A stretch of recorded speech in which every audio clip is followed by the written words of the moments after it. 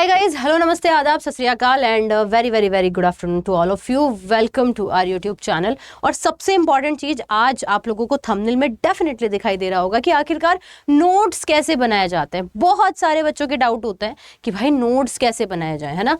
क्या आप जिस ग्रंथ को बनाए जा रहे हैं, अपने हाथों से लिखे जा रहे हैं, क्या सच में वो सही डायरेक्शन में है? क्या हमारी अप्रोच नोट्स बनाने की सही है? अगर हाँ तो फिर आपको ये सेशन नहीं देखना चाहिए। और अगर आप थोड़े भी डाउटफुल है ना, तो आप इस सेशन को डेफिनेटली देखो, ताकि आपको ये समझ आए कि नोट्स बनाए क्यों जाते हैं और किस तरह से बनाए जाते हैं। क्या आप भी कुछ ऐसा ही कर रहे हैं अभी तक कि आप जिस भी बुक को पढ़ रहे हैं, जिस भी नोट्स को या जिस भी टीचर से पढ़ रहे हैं, आपको या तो बुक अगर पढ़ रहे हो तो आप उसी लाइन को बस कॉपी पेस्ट करके अपने नोट्स में लिख ले रहे हो, आप ऐसा कर रहे हैं? या फिर अगर कोई फैकल्टी आपको पढ़ा रहा है तो आपको ये समझ ही नहीं आ रहा कि भाई लिखे कैसे, बनाए कैसे? तो बस ये सेशन आप ही के लिए। तो बिना टाइम को वेस्ट किए हम सबसे पहले शुरुआत करते हैं कि नोट्स बनाए कैसे जाते हैं। देखो दोस्तों, कहानी कुछ इस तरह से शुरू होती है कि सबसे पहले नोट्स बनाने के लिए आपको ये देखना होगा कि आखिरकार एग्जाम में क्वेश्चन कैसे पुट ऑन होता है ना, किस तरह से हमारे पास में क्वेश्चन आता है। हमारे पास एग्जामिनर जो है वो किस पैटर्न में क्वेश्चन देता है। आप एसएससी की तैयारी कर रहे हैं, आप रेलवे की तैयारी कर रहे हैं, आपको अपने जिस भी एग्जाम की आप तैयारी कर रहे हो उसके पहले प्रीवियस ईयर क्वेश्चन पेपर देखो। आप देखो इन द सेंस कि आप एक शिफ्ट की देखो, 2 शिफ्ट देखो, 3 शिफ्ट देखो, क्वेश्चंस देखते रहा करो। इवन हम जब यूट्यूब पे भी जो है वो क्वेश्चंस करवाते हैं, आप ये देखो कि टीचर किस टाइप के क्वेश्चन जो है वो हमको करवा रहा है। इतना सबसे पहले आपको देखना होगा किसी भी एग्जाम की तैयारी को करने से पहले। बिना क्वेश्चन को देखे कि हमारे एग्जाम में किस टाइप के पैटर्न में क्वेश्चन पूछे जाते हैं, आप डेफिनेटली नोट्स नहीं बना पाओगे। ठीक है। अब जैसे कि आप मानो कि किसी बुक को फॉलो कर रहे हैं, मानो एनसीईआरटी से आप नोट्स बना रहे हैं। अगर एनसीईआरटी से आप नोट्स बना रहे हैं तो या तो आप हाईलाइट करते हो, और मैं कहती हूँ हाईलाइट ना करके आप जनरली कोशिश ये किया करो कि आप लिखो। अब लिखना कैसे? जैसे कि कोई लाइन आपको दे रखी है कि भाई प्रोकैरियोटिक सेल के अंदर, मैं साइंस पढ़ाती हूँ तो मैं साइंस का एग्जाम्पल दे रही हूँ कि भाई प्रोकैरियोटिक सेल के अंदर जो है वो न्यूक्लियस नहीं पाया जाता। अब या तो एक टाइप का बच्चा तो ये करेगा और वो लिख लेगा कि भाई जो आप लोगों के पास में प्रोकैरियोटिक सेल है वो प्रोकैरियोटिक सेल में लिखते चले जाओ कि भाई केंद्रक नहीं पाया जाता। ऐसा लिखना क्या सच में जरूरी है? क्या सच में इतनी बड़ी बड़ी लाइनें लिखनी जरूरी है? क्या जरूरी था हमारे लिए ये सब करना? नहीं जरूरी है। आपको पढ़ना है, आपको इन नोट्स को किसी को देना नहीं है। अब मतलब क्या रह गया?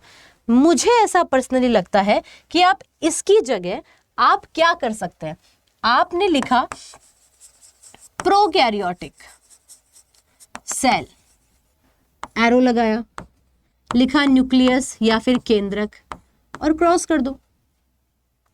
That's called short notes. जितना टाइम आप इसे लिखने में वेस्ट कर रहे हो उतने शॉर्ट नोट्स बनाने में वेस्ट करो ना। प्रोकैरियोटिक सेल, न्यूक्लियस नहीं पाया जाता। फिर दूसरी लाइन में ये लिखते हो तुम लोग कि प्रोकैरियोटिक सेल में सेल ऑर्गन नहीं पाए जाते। क्यों लिखना इतना सब कुछ? प्रोकैरियोटिक सेल लिखो, सेल ऑर्गन एब्सेंट, या फिर अनुपस्थित लिख लो, एब्सेंट लिख लो, सिंपल सी बात है ना। फिर उसमें लिखा होता है कि भाई प्रोकैरियोटिक सेल में राइबोसोम उपस्थित होते हैं, है ना।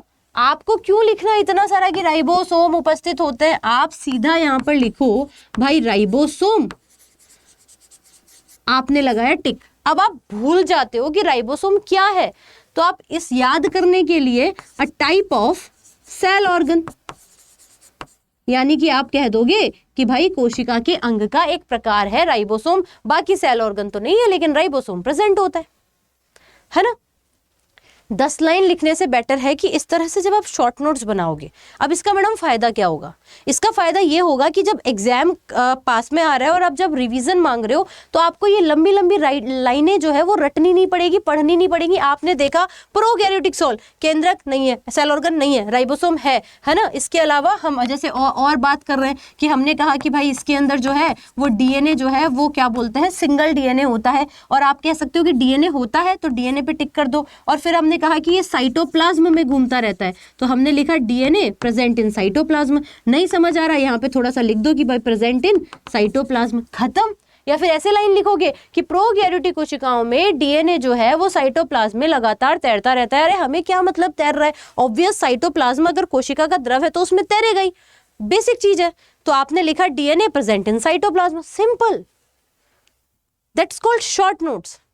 तो अब ये मुझे लगता है कि उन बच्चों की समस्याएं तो समाप्त हो जाएगी यहाँ पे जिनको ये समझ नहीं आ रहा था कि नोट्स कैसे बनाने हैं। नोट्स में कोशिश करो जितना आप कंपैरिजन करके बना सकते हो। भाई एक तरफ आप लोगों ने, अब आपको यूकैरियोटिक और प्रोकैरियोटिक लिखनी है, और नया तरीका बताती हूँ। आपने एक तरफ लिखा यूकैरियोटिक सेल, एक तरफ आपने लिखा प्रोकैरियोटिक सेल, बीच में खींच दो लाइन, और फिर आप सीधा लिखो कि इसके अंदर, जैसे कि इसके अंदर सेल ऑर्गन है तो लिख दो कि सेल ऑर्गन टिक, यहां पर नहीं पाए जाते, आपने लिखा सेल ऑर्गन नहीं पाए जाते। फिर यहां पर आप लिखोगे, आप ज्यादा और अच्छे से लिखना चाहते हो, all type of cell organs are present, है ना। आपने यहां पर लिखा कि राइबोसोम, ओनली राइबोसोम प्रेजेंट, है ना। फिर आप लोग लिखोगे कि इसके अंदर न्यूक्लियस पाया जाता है, तो आपने लिखा कि न्यूक्लियस प्रेजेंट, आपने यहाँ पर लिख दिया भाई न्यूक्लियस या फिर केंद्रक जो है वो नहीं पाया जाता। आपने लिखा डीएनए, अब इसके अंदर डीएनए न्यूक्लियस में प्रेजेंट होता है, इसमें डीएनए न्यूक्लियस में प्रेजेंट होता है, ये लो ऐसे लिख दिया। तुम यहाँ पर डीएनए लिखो और डीएनए को लिख दो भाई साइटोप्लाज्म में।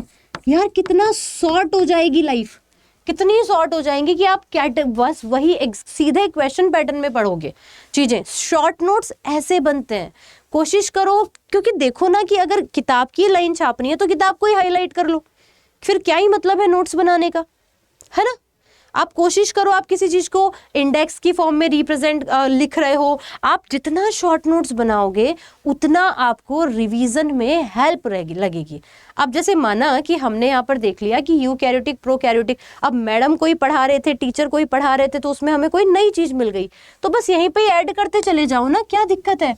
जितने बड़े बड़े ग्रंथ लिखोगे उसमें तो ऐड करने में फिर भी दिक्कत आएगी, है ना।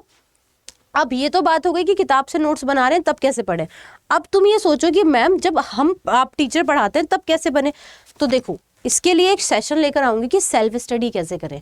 तो सेल्फ स्टडी कैसे करें उसमें हम डेफिनेटली बात करेंगे, क्योंकि वो सेशन देखने के बाद फिर आपको थोड़ा और अच्छे से पता लगेगा कि अच्छा ऐसे अब नोट्स के अंदर आगे हमें अप्रोच रखनी है। लेकिन अब सुनो कि जैसे मानो कि मैंने पढ़ाया, अब तुम्हारे मन में काफी सारा डाउट होता है कि मैडम नोट्स कैसे बनाए। तो भाई जैसे मैंने बोला क्लास में, जो जो चीजें आपको लग रही है कि यार मुझे ये तो आती हैं, जैसे सबको पता है कि कोशिका प्लांट सेल के अंदर सेल वॉल जो है वो पाई जाती है। अब आई डोंट थिंक सो कि इसको लिखना जरूरी है ना। हमें सबको पता है और ये एक ऐसी चीज है जिसे हम भूलेंगे भी नहीं, और फिर भी तुम्हें लग रहा है कि भूलेंगे, तो जैसे जैसे टीचर बोल रहे हैं वैसे वैसे आपने लिखा प्लांट सेल, इसके अंदर लिखा सेल वॉल, खत्म ना। जो जो चीजें आपको समझ आ रही है बस वो चीजें मेंशन करते चले जाओ, ठीक है। जब रिकॉल करोगे तब लग रहा है कि यार इस बात से समझ नहीं आ रही, इस बात से समझ नहीं आ रही, तो लिख दो यार प्लांट सेल में सेल वॉल प्रेजेंट। इतना जमा के लिखने का क्या मतलब है ना। इतना टाइम वेस्ट करने का क्या मतलब है। मैं सिर्फ एक चीज कह रही हूँ कि नोट्स उस अप्रोच से बनने चाहिए कि एग्जाम में हमें समझ आ जाए चीजें। आपको कौन सा थियोरेटिकली पूरा 2-4 जो है वो पेज का आपको पूरा निबंध लिख के आना है। आपको बेसिकली एमसीक्यूज बेस्ड क्वेश्चंस देंगे ना, तो अगर मल्टीपल चॉइसेस क्वेश्चन दे रहे हैं तो आपको तो टिक लगानी है। तो वो यहाँ इन नोट्स को इस तरह से बनाया जाएगा तो आप बेहतर तरीके से चीजों को समझ पाओगे। एक तो लंबी लंबी लाइनें लिखोगे और इस तरीके से आप जब डिजाइन थोड़ी सी बना लोगे किसी चीज को, आप डेफिनेटली, अब जैसे आपसे एक क्वेश्चन बताया गया कि भाई माइटोकॉन्ड्रिया के अंदर फिंगर लाइक स्ट्रक्चर होती है जिसे हम क्रिस्टी कहते हैं। क्रिस्टी के ऊपर ऑक्सीजोम होता है, ऑक्सीजोम F1 और F0 पार्टिकल होता है। अब इतनी बड़ी लाइन है, इसको 2-3 लाइनों में होगी खबर।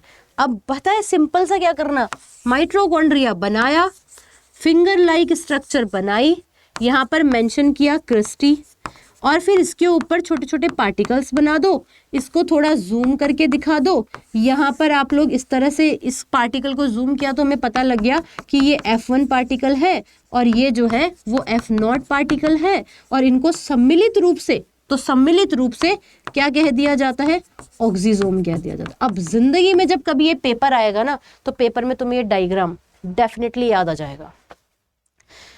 तो भाई मैंने आपको बता दिया कि नोट्स बनाने कैसे हैं, है ना। जितना ज़्यादा कोशिश करोगे कम लिखने की, जितना ज़्यादा उसके अंदर फेरबदल करते रहोगे, जितना ज़्यादा उसके अंदर थोड़ा सा इंटरेस्ट जनरेट करोगे, जैसे देखो कितना प्यार से समझ में आएगा आप कि फिंगर लाइक स्ट्रक्चर क्रिस्टी कह दिया, इसके ऊपर पार्टिकल है F0 F1 पार्टिकल, जिंदगी भर याद रहेगा। तो इतना थोड़ा चीज़ें चेंज करते रहोगे, आपके लिए बहुत बहुत हेल्पफुल होगा। Hope so guys you like this session. अगर आपको सच में अच्छा लगा है ये सेशन तो मुझे डेफिनेटली कमेंट सेक्शन में मैसेज करें, क्योंकि अगला सेशन मैं लेकर आने वाली हूँ कि सेल्फ स्टडी किसे कहते हैं। आखिरकार जिसे हम सेल्फ स्टडी सोच रहे हैं, क्या सच में वही सेल्फ स्टडी है या फिर हम कहीं तो गड़बड़ कर रहे हैं सेल्फ स्टडी में। सिलेक्शन करने के लिए, सिलेक्शन होने के लिए पढ़ना क्या क्या है हर कोई बता रहा है, लेकिन कैसे पढ़ना है, क्या सही अप्रोच होनी चाहिए, क्या सही डायरेक्शन होनी चाहिए, उसके लिए आपको इन सेशंस को ज्वाइन करना पड़ेगा। आपको चैनल को सब्सक्राइब करना पड़ेगा नेक्स्ट वीडियो के वेट के लिए। अभी इसी वक्त चैनल को सब्सक्राइब करो और इसी वक्त बेल आइकन पे क्लिक करो, क्योंकि नेक्स्ट वीडियो होगी सेल्फ स्टडी कैसे करें। That is the whole things guys. आपको अगर मुझसे पढ़ना है और अपने साइंस के एक्सपीरियंस को, अपने साइंस की स्टडी को और बेहतरीन करना है, आप SSC अड्डा 24/7 पर अगर हैं तो आप डेफिनेटली सेशन देख सकते हैं दोपहर 1 बजे। और अगर आप रेलवे अड्डा 24/7 पे हैं तो आप डेफिनेटली सेशन 2 बजे वाला ले सकते हैं, जहाँ पर मैं आपको आपके साइंस के कॉन्सेप्ट को और बेहतरीन करने की कोशिश करूँगी। तो that is the whole thing. Session अच्छा लगा तो लाइक कीजिएगा, अपने हर उस दोस्त को शेयर कीजिएगा ईमानदारी के साथ में जिसको सच में ज़रूरत है। और ये सारे सेशन फ्री हैं और ये टारगेटेड बैच मैंने बनाए हैं यूट्यूब के लिए कि यूट्यूब से पढ़ के आप सिलेक्शन लेंगे। सेशन ज़रूर देखिएगा। Thank you so much.